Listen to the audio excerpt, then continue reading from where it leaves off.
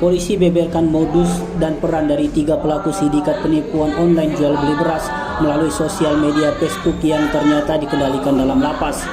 Itu dijelaskan Wakil Direktur Ditreskrim Suspolda Sumsel AKBP Putu Yuda Prawira saat melakukan rilis ungkap kasus dengan menampilkan 2 tersangka penipuan online jual beli beras melalui sosial media Facebook.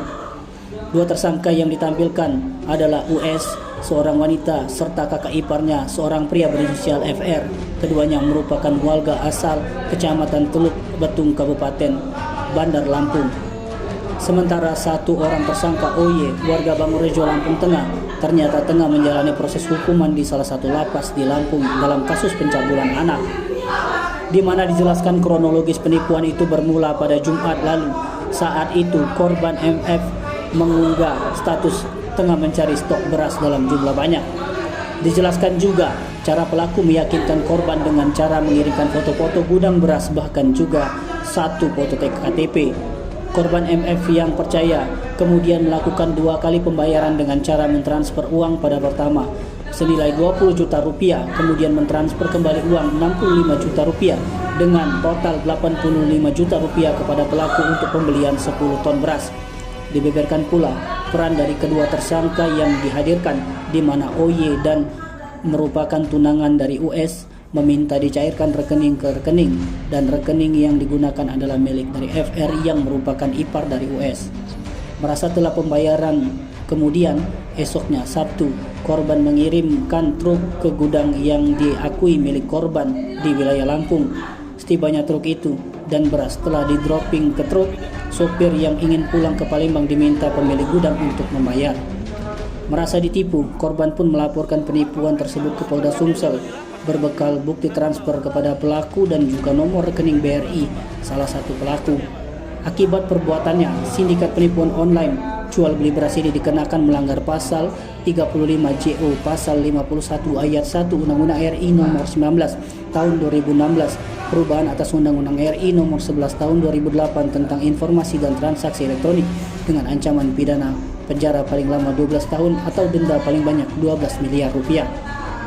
Dari napi OI, polisi menyita barang bukti berupa 1 unit ponsel milik Pipo Y16 berserta kartu provider yang digunakan dan 1 ponsel merek Oppo Y20 yang 1 buku tabungan atas nama Rahayu.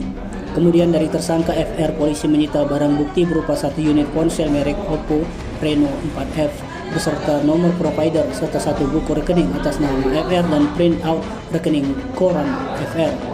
Terpisah di hadapan polisi, US, tersangka wanita yang mengaku telah bertunangan dengan napi OI, mengaku dari penipuan itu menerima uang 2,5 juta rupiah. Sementara pengakuan FR sebagai penyedia buku rekening tersebut mengaku menerima uang senilai 9 juta rupiah.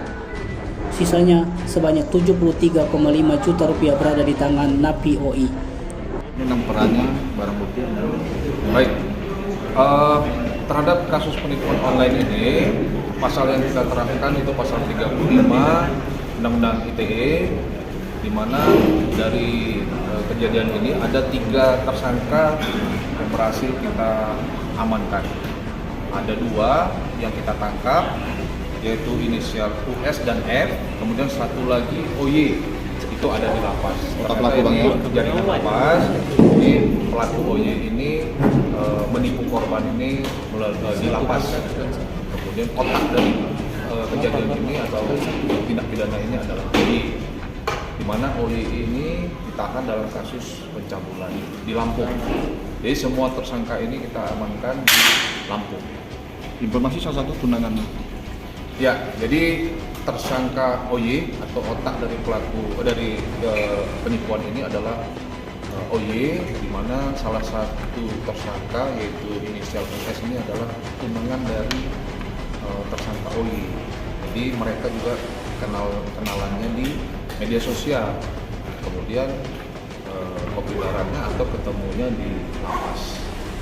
Himbauan kita bang, bermasyarakat bang, bagi yang barangkali korban lain yang Baik, terima kasih. Saya menghimbau pada seluruh masyarakat, khususnya masyarakat Sumatera Selatan, jangan mudah tertipu, jangan mudah terbuai oleh bujuk rayu para pelaku. Saat ini kami sangat banyak menangani kasus-kasus penipuan online. Ya, jadi berbagai macam modus berhasil kita ungkap dan rata-rata pelakunya itu ada di lapas. Tim Liputan Sumsel Update TV melaporkan.